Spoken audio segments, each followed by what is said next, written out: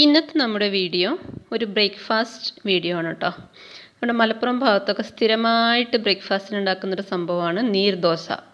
നമ്മളിവിടെ ദോശ എന്നും പറയും, അപ്പം എന്നും പറയും, അങ്ങനെ പല പേരിൽ അറിയപ്പെടുന്ന സീയപ്പം എന്നൊക്കെ പറയണവരുണ്ട്. ഒരു ഷീ എന്നുള്ള സൗണ്ടുള്ളതുകൊണ്ടാണെന്ന് തോന്നുന്നു അങ്ങനെ പറയണത്. അപ്പോൾ അതിൻ്റെ കൂടെ മുട്ടക്കറിയാണ് സാധാരണ ഉണ്ടാക്കാറുള്ളത് എല്ലാവരും, അല്ലെങ്കിൽ ചട്നി അല്ലെങ്കിൽ മുട്ടക്കറി നമ്മൾ മുട്ട പുഴുങ്ങിയിട്ടൊന്നുമല്ല, ഈസി ആയിട്ട് ഒരു 3 മിനിറ്റ് 4 മിനിറ്റ് മതി ആ കറി ഉണ്ടാക്കാൻ. അപ്പം നമ്മളിന്ന് ആ വീഡിയോ ആണ് കാണാൻ പോകുന്നത്. അപ്പോൾ അതെങ്ങനെ ഉണ്ടാക്കുക നോക്കാം. കറി ഉണ്ടാക്കാൻ വേണ്ടിയിട്ട് ഒരു 3/4 കപ്പ് തേങ്ങ ചിരവിയത് ഒരു മിക്സിയുടെ ജാറിലേക്ക് ഇട്ട് കൊടുത്തിട്ടുണ്ട്. അതിലേക്ക് 1 ടീസ്പൂൺ മുളക് പൊടി ഓരോരുത്തരുടെ ഇഷ്ടത്തിനനുസരിച്ച് എടുക്കാം, എരിവിനനുസരിച്ച്.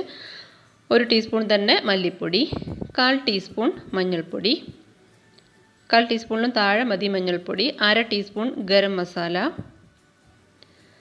ഒരു നുള്ള് പെരിഞ്ജീരകത്തിൻ്റെ പൊടി, പാകത്തിനുള്ള ഉപ്പ്, പിന്നെ 2-3 അല്ലി ചുവന്നുള്ളി, അതുപോലെ 2 അല്ലി വെളുത്തുള്ളി, ചെറിയ കഷ്ണം ഇഞ്ചി.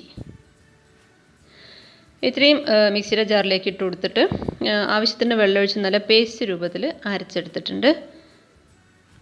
ഇനി നമ്മൾ കറി ഉണ്ടാക്കാൻ പോണ പാത്രത്തിലേക്ക്, ചട്ടിയിലേക്ക് ഇത് ഒഴിച്ചു കൊടുക്കുകയാണ്. ആവശ്യത്തിനുള്ള വെള്ളം കൂടി ഒഴിച്ച് നമുക്കൊരു കറിയുടെ കൺസിസ്റ്റൻസി ആക്കിയെടുക്കുക. എന്നിട്ട് ഫ്ലെയിം ഓൺ ആക്കിയിട്ടുണ്ട്. ഇപ്പോൾ നമ്മൾ ഈ ഒരു കൺസിസ്റ്റൻസിയിലാണ്. അതൊക്കെ നമുക്ക് വേണമെന്നുണ്ടെങ്കിൽ പിന്നെ വെള്ളം ചേർക്കുകയൊക്കെ ചെയ്യാം, കുഴപ്പമില്ല. ഇനി അടച്ച് വയ്ക്കുക, തിളച്ച് വരട്ടെ. എന്നിട്ട് വേണം നമുക്ക് മുട്ട ചേർത്ത് കൊടുക്കാൻ. ഇപ്പോൾ ഇതാ തിളച്ച് വന്നു തുടങ്ങി. ഇനി ജസ്റ്റ് ഒന്ന് മിക്സ് ചെയ്ത് കൊടുക്കുക. അതിന് ശേഷം നമ്മൾ മുട്ട പൊട്ടിച്ച് ഇതിലേക്ക് ഒഴിക്കുകയാണ്. മുട്ട ഡയറക്റ്റായിട്ട് അങ്ങ് പൊട്ടിച്ച് ഒഴിച്ചാൽ മതി, പക്ഷേ ഞാൻ ആദ്യം ഒരു പാത്രത്തിലേക്ക് പൊട്ടിച്ചിട്ട് പിന്നെ ഇതിലേക്ക് ഒഴിച്ച് കൊടുക്കുകയാണ്. ഒഴിച്ച് കൊടുക്കുമ്പോൾ ഇതിങ്ങനെ ഈ കറിയിലേക്ക് ഇട്ട് കൊടുക്കുമ്പോൾ ഒരുമിച്ച് അങ്ങ് ഇട്ട് കൊടുക്കരുത്. സ്ഥലം ഒന്ന് അങ്ങനെ അകറ്റിയിട്ട് വേണം ഇട്ട് കൊടുക്കാൻ, ഇല്ലെങ്കിൽ രണ്ടും കൂടി ഒട്ടി ഒന്നായി പോവും. അപ്പോൾ അടച്ച് വയ്ക്കുക. ഒരു 3 മിനിറ്റൊക്കെ ലോ ഫ്ലെയിമിൽ ഇങ്ങനെ വെച്ച് കഴിഞ്ഞാൽ ഇതാ തിളച്ചുകൊണ്ടിരിക്കുകയാണ്. നമ്മുടെ ബുൾസൈ ഒക്കെ അതിൽ കിടന്ന് റെഡിയായി കാണും. 3 മിനിറ്റൊക്കെ അടച്ച് വെച്ചാൽ തന്നെ ഏകദേശം റെഡിയാവും. മാത്രമല്ല ഇത് മൺചട്ടിയാണ്, അപ്പോൾ പെട്ടെന്ന് തന്നെ റെഡിയാവും. അപ്പോൾ ഇതാ കണ്ടോ, ഇതിലേക്ക് ഉപ്പും മുളകും എരിവും ഒക്കെ പിടിക്കും നന്നായിട്ട്. അതാണ് ഇതിൻ്റെ ഒരു പ്രത്യേകത. മുട്ട പുഴുങ്ങിയിട്ട് കഴിഞ്ഞാൽ അങ്ങനെയല്ലല്ലോ, അപ്പോൾ അതാണ് ഇതിൻ്റെ ഒരു ടേസ്റ്റും. അപ്പോൾ നമ്മുടെ കറി അവിടെ റെഡി ആയിട്ടുണ്ട്. ഇനി കറി ഒന്ന് വറവിട്ടെടുക്കണം. ഞാൻ 2 ടേബിൾ സ്പൂൺ വെളിച്ചെണ്ണ ഒഴിച്ചു. കുറച്ചധികം തന്നെ ചുവന്നുള്ളി അരിഞ്ഞത് ഇട്ട് കൊടുക്കുന്നുണ്ട്.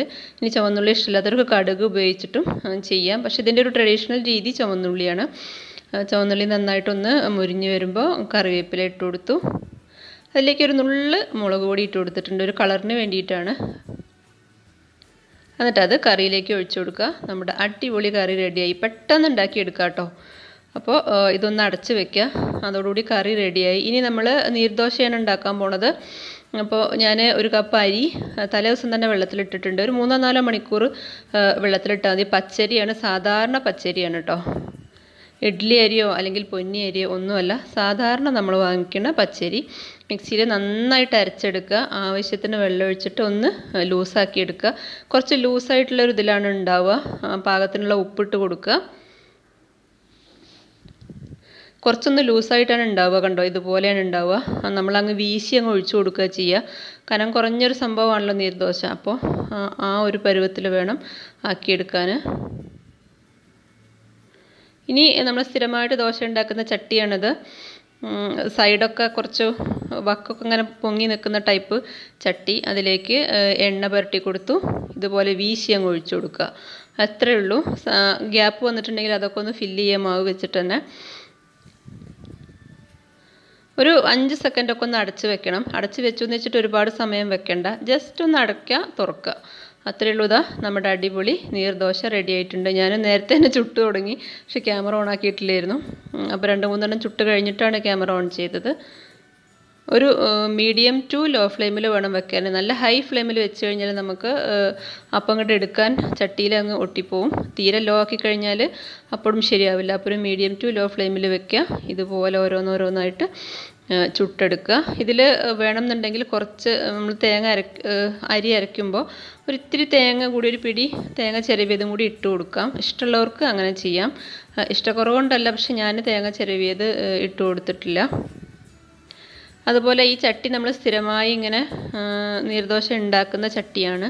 അപ്പോൾ പുതിയ ചട്ടിയാണെങ്കിൽ അത് നമ്മൾ നല്ലെണ്ണയൊക്കെ തേച്ച് വെയിലത്ത് വെച്ചൊക്കെ ഉണക്കി മയക്കിയെടുത്തതിന് ശേഷം ഇങ്ങനെ ചെയ്യാം. ചിലരൊക്കെ ഈ ചട്ടി മീൻ പൊരിക്കാനും ഒക്കെ എടുക്കാറുണ്ട്. എന്തായാലും കുഴപ്പമില്ല. നമ്മൾ സ്ഥിരമായിട്ട് തന്നെ ചെയ്യുന്നത് കൊണ്ട് ചട്ടിയിൽ നിന്ന് എടുക്കാനൊന്നും ബുദ്ധിമുട്ടുണ്ടാവില്ല. ചിലരൊക്കെ ചട്നിയാണ് ഇതിൻ്റെ കൂടെ ഉണ്ടാക്കാറുള്ളത്. അപ്പോൾ ചിലരൊക്കെ മുട്ടക്കറി ഉണ്ടാക്കും. അപ്പോൾ ഞാൻ ആ കറിയുടെ റെസിപ്പിയും കൂടി കാണിക്കാൻ വേണ്ടിയിട്ടാണ് മുട്ടക്കറി ഉണ്ടാക്കിയത്. അപ്പോൾ അപ്പം റെഡിയായി, കറി റെഡിയായി, ചായയും ഇതാ തിളച്ച് വന്നു. നമ്മുടെ ബ്രേക്ക്ഫാസ്റ്റൊക്കെ എടുത്ത് വെച്ചിട്ടുണ്ട്. നല്ല അടിപൊളി ഒരു കോമ്പിനേഷനാണ്. നമ്മൾ എത്ര സ്ഥിരമായി ഇത് കഴിച്ചാലും മടുക്കൂല. മിക്ക വീടുകളിലും ഇവിടെയൊക്കെ ഇതായിരിക്കും എന്നും ബ്രേക്ക്ഫാസ്റ്റ്. ഒരു വീക്കിലി ഒരു 4-5 ദിവസം ഇത് തന്നെയായിരിക്കും. എന്നാൽ പോലും മടുപ്പില്ലാത്തൊരു ബ്രേക്ക്ഫാസ്റ്റാണ്. മാത്രമല്ല പെട്ടെന്ന് ഇങ്ങനെ ഉണ്ടാക്കിയെടുക്കുകയും ചെയ്യാം. അപ്പം ചൂടോടെ ഇങ്ങനെ ചുട്ട് തിന്നുക. ഓരോരാൾ ചുട്ടുകൊണ്ടിരിക്കുകയാണെങ്കിൽ ഒരാളിങ്ങനെ തിന്നുകൊണ്ടിരിക്കാൻ നല്ല ടേസ്റ്റാണ്.